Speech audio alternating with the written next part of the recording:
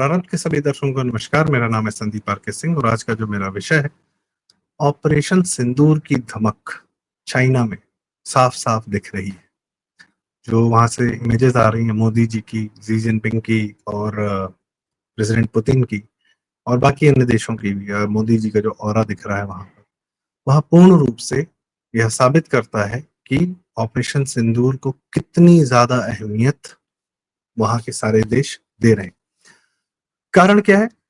Operation सिंदूर के माध्यम से न सिर्फ पाकिस्तान को मटिया मेट किया गया, बल्कि पाकिस्तान में जो अमेरिका के एसेट्स थे, जो उसके न्यूक्लियर एसेट्स थे, जाहिर सी बात है भाई, पाकिस्तान की क्या हैसियत है कि वो अपने लिए न्यूक्लियर बम बना ले?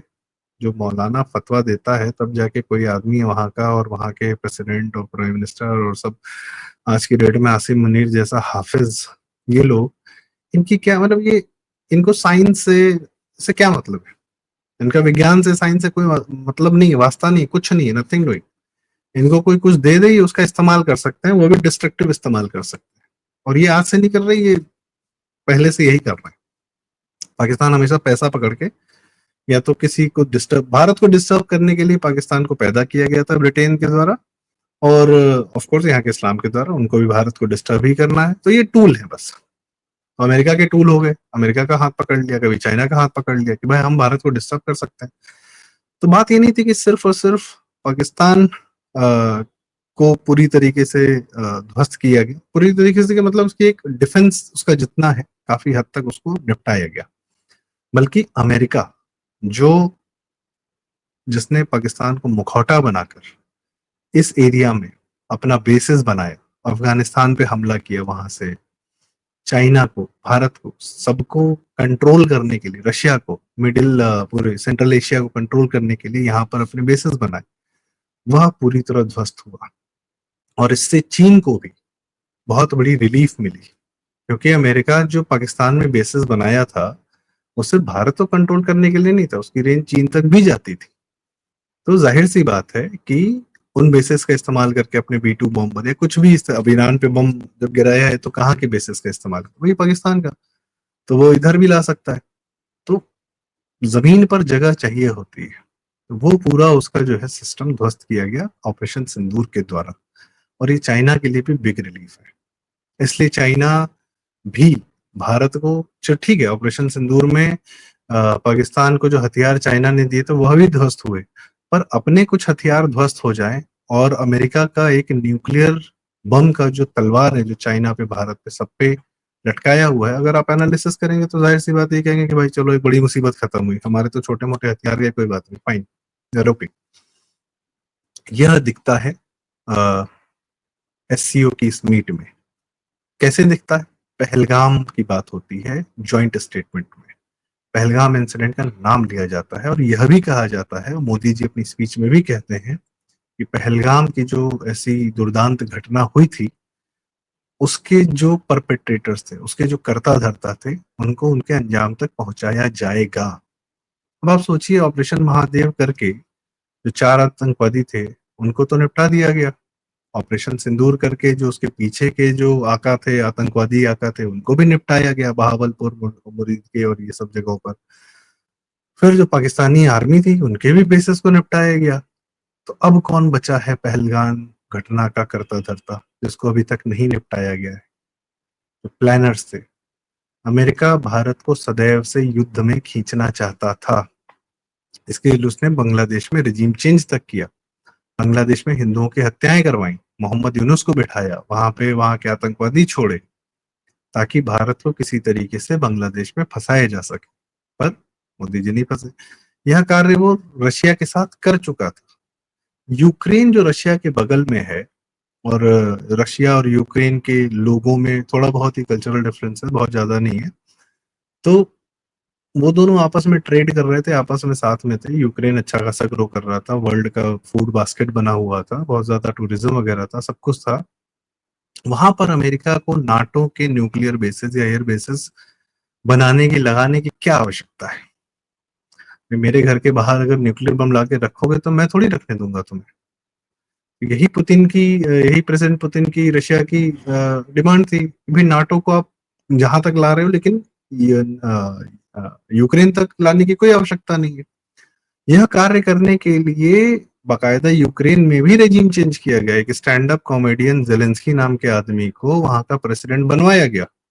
और उसके बाद फिर वो एक जिद पकड़ा दी गई कि भाई नाटो नाटो में जाओ, नाटो में जाओ। तो प्रेसिडेंट पुतिन ने कहा ठीक है, इससे पहले तुम नाटो में जाओ, मैं तुम पे हमला कर देता हूँ। क्योंकि अगर तुम नाटो में गए तो जाहिर सी बात है, नाटो का ये होता है कि अगर एक देश पर हमला होता है तो सारे देश यूरोप फिर मिलके, तो एग्रीमेंट में नहीं था, तो इसलिए नाटो में जाने से पहले ही प्रेसिडेंट पुतिन ने यूक्रेन पर हमला कर दिया। ठीक इसी तरीके से भारत को युद्ध में फंसाने के लिए भी पहलगाम आतंकवादी घटना का पूरा कांड रचा गया कि भाई। और उसके बाद वो भी ऐसे समय पर जब मोदी जी सऊदी अरब के अपने दौरे पर थे, और बाकायदा हिंदुओं को मारकर, और बाकायदा यह कह के कि जाओ मोदी को बता देना। ये सब जो इमोशनल, जो इस तरीके से चार्जअप किया गया ना, ये सिर्फ इसलिए था कि आप रिएक्शन दें, और देखते हैं ये क्या रिएक्शन देता है। बालाकोट भी यही था कि रिएक्शन तो देना ही पड़ेगा। सो सॉरी, पुलवामा जो था, तो उसके बाद बालाकोट हुआ। तो ऑपरेशन सिंदूर की सफलता चीन में अपनी धाक जमा रही है, दिख रहा है। और जाहिर सी बात है कि उसने एक डायनामिक्स पूरा चेंज कर दिया है। फॉर एग्जाम्पल, चीन और भारत जो है आपस में एक क्या कहते हैं, सिविलाइजेशनल फोरम स्टार्ट करने की बात करते हैं। चीन यह कहता है कि हाथी और ड्रैगन को अब साथ चलना होगा। तो जब वो बात हाथी और ड्रैगन की करता है, तो जाहिर सी बात है कि यह दो सिंबल्स जो हैं, ये भारत के और चीन के ऐतिहासिक ही नहीं, सभ्यतागत सिंबल्स हैं, जिन पर क्रिश्चियनिटी और इस्लाम से का कोई प्रभाव नहीं है। उससे पहले की बात है। तो जब सिविलाइजेशनल फोरम की बात होती है, तो कौन से देश अपनी सिविलाइजेशन को रख पाएंगे या अपनी बात कह पाएंगे? जो इस्लाम और क्रिश्चियनिटी से पहले के, क्योंकि क्रिश्चियनिटी और इस्लाम ने ही सभ्यताओं का विनाश किया है। अब पारसी सभ्यता अगर कहेगी तो जाहिर सी बात है, अगर ईरान जो है एज अ मुस्लिम कंट्री अपनी सभ्यता का बात नहीं कह पाएगा। वो जब अपनी पारसी सभ्यता पर जाएगा तब वह बात कह पाएगा अपनी। या जब यूरोप में फ्रांस या इटली, इन लोगों को अपने क्रिश्चियन होने से पहले के सभ्यताओं पर जाना पड़ेगा, वहां से अपनी रूट्स लेने पड़ेंगे, तब बात कर पाएंगे। अमेरिका में जो अमेरिकन है, उनकी कोई सभ्यता नहीं है। 200 साल पुरानी सब अमेरिका पैदा हुआ है अभी, उससे पहले वहां कौन था? सभ्यता थी रेड इंडियंस की, जिसको रेड इंडियंस तो हम लोग बोलते हैं, वो पता नहीं अपने आप को क्या बोलते हैं। उनको इतनी बुरी तरह मारा गया कि उनके शब्द गायब हो गए कि वो अपने आप को क्या कहते थे, या वो अपनी उस भूमि को क्या कहते थे जिसे हम आज अमेरिका कहते हैं। तो मायास, इंकास या अफ्रीका की सभ्यताएं, अफ्रीका के लोगों को क्रिश्चियन बनाया गया, इस्लामिक बनाया गया, उससे पहले की जब वो जाएंगे तब वो अपनी शांति पा पाएंगे थोड़ी सी। जापान की सभ्यता है। तो सिविलाइजेशनल फोरम पर वही लोग आ पाएंगे जो अपनी सिविलाइजेशनल सभ्यता लेकर आ पाएंगे। और असभ्य लोग जो जिन्होंने सभ्यताओं को खराब किया है, उनकी बात नहीं होगी। अगर कम्युनिस्ट चीन भी सभ्यताओं की बात करता है, तो समझिए कि वह फिर अपने अंदर एक नया परिवर्तन लाने को तैयार है। वह कम्युनिस्ट चीन जो माओ जेडोंग के बाद जब क्या कहते हैं, हालत खराब हो गई, कम्युनिस्ट यूएसएसआर से पहले ही टूट जाता, तो उसने अपना पूरा, डेंग जियाओपिंग ने पूरा जो है कैपिटलिस्ट मोड में आ गया, फैक्ट्रीज बनानी शुरू की, सब कुछ किया अमेरिकन पैसे से। तो वहां से उन्होंने अपना एक बदलाव लाए जो यूएसएसआर नहीं ला पाया था, इसलिए वह टूट गया। आज फिर कम्युनिस्ट चीन अपने प्राकृतिक होने पर वापस जा रहा है, अब अपनी सभ्यता की तरफ जा रहा है। तो किसी दिन हो सकता है डेमोक्रेसी भी आ जाए, वहां पर लोकतंत्र भी आ जाए, पर वो एक अलग समय की बात है। तीसरा, जब मोदी जी जिनपिंग और पुतिन आपस में मिलते हैं, हंसते हैं, खिलखिलाते हैं, तो वो सिर्फ आज के समय के लिए नहीं, जो 2-3 महीने पहले का ऑपरेशन सिंदूर है, सिर्फ उसकी बात नहीं, भविष्य की बात। भविष्य की बात ये भी है कि भाई ये समय हमारा है, ये समय एशिया का है। सोशल नेटवर्क नाम की बड़ी कमाल की फिल्म है, जो कि फेसबुक के बनने पर बनी, जिसमें मार्क जकरबर्ग, शॉन पार्कर, इस तरीके के सारे कैरेक्टर्स उसमें दिखाए गए हैं। तो मार्क जकरबर्ग फेसबुक को थोड़ा सा एक ठीक ठाक सफलता मिल गई थी, तो शॉन पार्कर उसको जो है बोलता है, और उसकी टीम को बोलता है, एडवर्ड सेवरिन को, कि 1 million valuation of $1 million is not cool. You know what is cool? $1 billion. उस समय में $1 बिलियन की वैल्यूएशन होना एक अमेरिकन कंपनी के लिए बड़ी बात। जो उन लोगों के, वो तो स्टूडेंट्स थे, वो अपना कुछ फेसबुक जैसी वेबसाइट बना ली थी, सफलता पा रहे थे, धीरे धीरे बढ़ रहे थे, पर उनके भी समझ में $1 बिलियन तक नहीं था। वो शॉन पार्कर उनको देता आइडिया कि थिंक बिग। तो आज जब हम बात करते हैं कि रशिया, भारत और चीन जो है, जब देखते हैं दुनिया को, तो ये थोड़ी कि चीन जो है फिर पाकिस्तान को थोड़ा लोन दे, वहां पे अपना सीपैक कर ले, या श्रीलंका को थोड़ा लोन दे, छोटे छोटे देशों पर कब्जा करता रहे, आपका अफ्रीका में जाए। नहीं नहीं नहीं, बड़ा सोचिए भाई। पूरी वेस्टर्न हेजीमनी तोड़िए, पूरा यूरोप की, अमेरिका की हेजीमनी तोड़िए। चीन के बहुत एसेट्स हैं चाइना, सॉरी अमेरिका में। ट्रम्प की चिढ़ इसी बात से थी कि चीन ने अमेरिका के साथ वही करना शुरू किया था, इंटरनली वहां के कंपनीज को, वहां के नेताओं को, वहां के पॉलिटिशियन को, सबको खरीदना शुरू कर दिया था, जो अमेरिका बाकी पूरी दुनिया में करता था। तो ट्रम्प की यही समस्या थी। खैर, इसीलिए पहले उसको चीन नंबर वन एक दुश्मन लगता था, लेकिन अभी post operation Sindoor, of course भाई, हार्ड पावर नहीं रहेगी तो क्या ही, किससे लड़ोगे। चीन का पनामा कैनाल पर पूरा कब्जा था, तो ट्रंप ने भी हाल फिलहाल में आके हटाया। तो कहने का मतलब ये है कि अब भारत, रशिया और चीन मिलकर पूरे विश्व की तरफ देख सकते हैं कि हम पूरे विश्व पर आधिपत्य, और यह हर 100 साल में यह होता है। बड़ी शक्तियां जो है, नई शक्तियां पैदा होती। 1920 के अमेरिका को किसी ने नहीं सोचा था कि वर्ल्ड को कंट्रोल करेगा। तब ब्रिटेन, डच, पोर्टुगीज, इन सब का राज्य था, फ्रेंच का।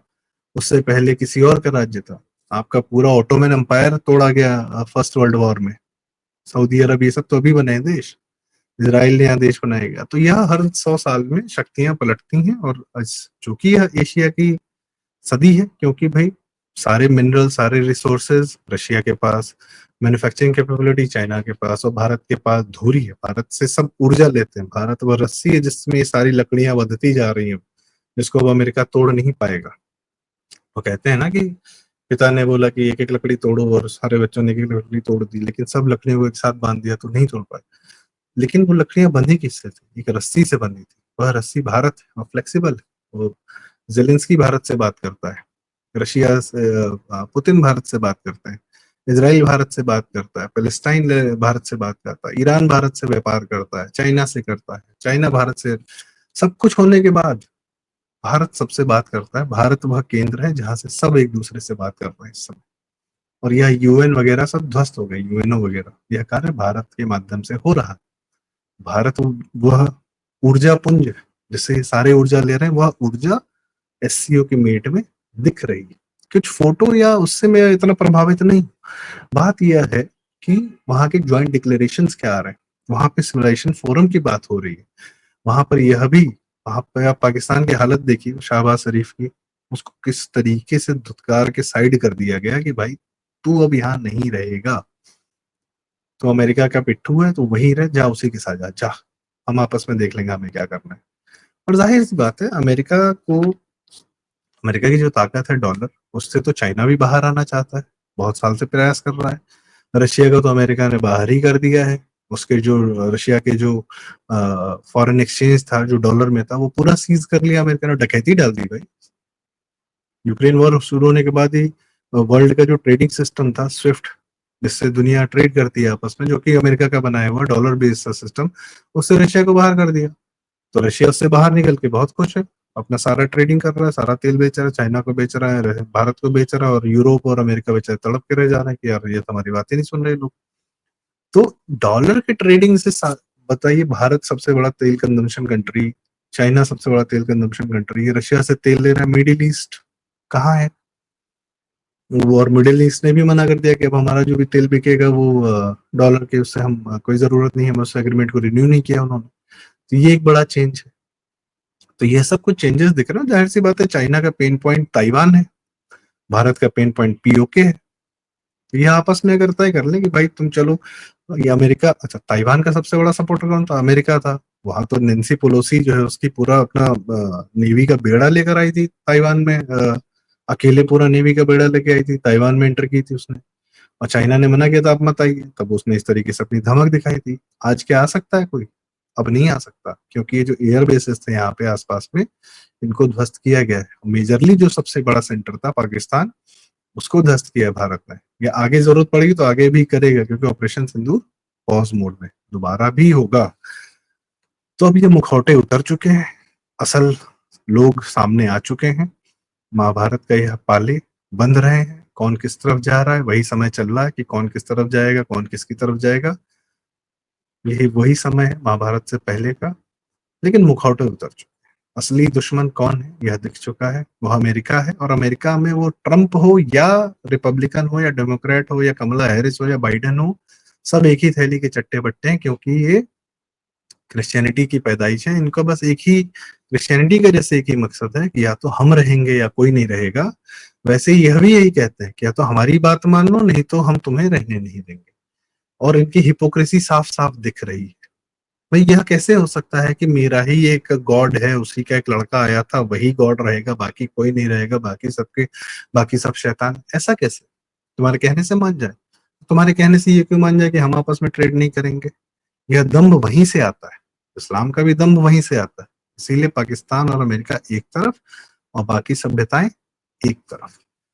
यह है, यह दिख रहा है एससीओ की मीट में। और यह अमेरिका की सदी नहीं है, वेस्टर्न पावर्स की सदी नहीं है, यह सदी ऐसे ही होगी। और इन्हीं घटनाओं के माध्यम से समझने का, और हर इस प्रकार के इवेंट से ही मेजरली दिखेगा यह सदी किस प्रकार से एशिया की है, भारत की है, चाइना की है। भारत, और इसमें कोई कहे कि आपको चाइना पे भरोसा है, अब पहले तो चाइना आपका दुश्मन था और अब आपको रशिया, ना ना ना। सबसे बड़ी बात है कि भारत का भरोसा है इस समय स्वयं पर, किसी पर नहीं। सबसे बड़ा भरोसा सिर्फ स्वयं पर। तो ये एक बात दिखती है, लगातार दिखती है इस मीट से। और बाकी आपकी क्या राय है, कमेंट्स में हमें जरूर बताएं। वीडियो लाइक करें, शेयर करें और चैनल जरूर सब्सक्राइब करें। प्रारब्ध। बहुत बहुत धन्यवाद।